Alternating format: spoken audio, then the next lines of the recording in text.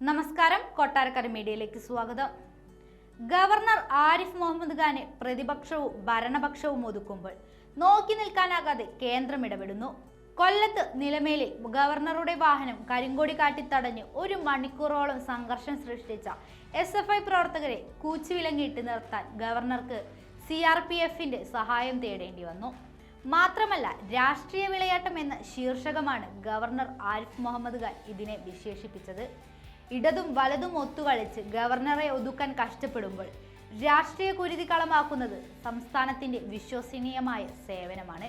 Incredible അച്ചീവ്മെന്റായി ചാർത്തിക്കിട്ടിയ കൊടി ഭരണത്തിന്റെ ഡെമോക്രാറ്റിക്കൽ ഹിപ്പോക്രസിയാണ് ഇതിലൂടെ പുറത്തുവരുന്നത്. പൊളിറ്റിക്കൽ റൈക്കൂൺസ് പോലീസ് സംരക്ഷണത്തിന്റെ വെടിയൊച്ച ഭയന്ന് രാജ്ഭവനു ചുറ്റും കുത്തിയിരിപ്പ് സമരം നടത്തുമ്പോൾ അന്യ സംസ്ഥാനത്തു നിന്ന് എത്തിയ വ്യക്തി എന്ന പരിഗണന പോലും ഗവർണർക്ക് ലഭിക്കുന്നില്ല. മാധ്യമങ്ങൾ ഗവർണർക്ക് ലഭിച്ച അവഗണനയെ വാർത്തയാക്കി രസിക്കുമ്പോഴും അഴിമതി വിരുദ്ധ ജാഥ എന്ന പേരിൽ കേരളത്തിലെ സാമ്പത്തിക വ്യവസ്ഥയെ മറച്ചു പിടിക്കുകയാണ് ഭരണപക്ഷവും പ്രതിപക്ഷവും. ആനടിക്കുന്ന തിരമാലയുടെ മേൽ ശീതീകരിച്ച കാറ്റ് വീശുന്ന പോലെ ഗവർണറുടെ സാമീപ്യം കേന്ദ്രത്തെ ഇളക്കാൻ ഇടതുപക്ഷം ഇറക്കുന്ന തുറുപ്പ് ചീട്ടാണെന്ന് ആർക്കാണ് മനസ്സിലാകാത്തത്?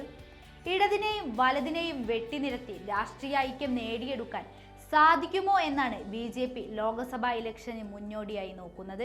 കാത്തിരുന്നു കാണാം രാഷ്ട്രീയ കോൽക്കളിയുടെ അവസാനം ആര് ജയിക്കുമെന്ന്.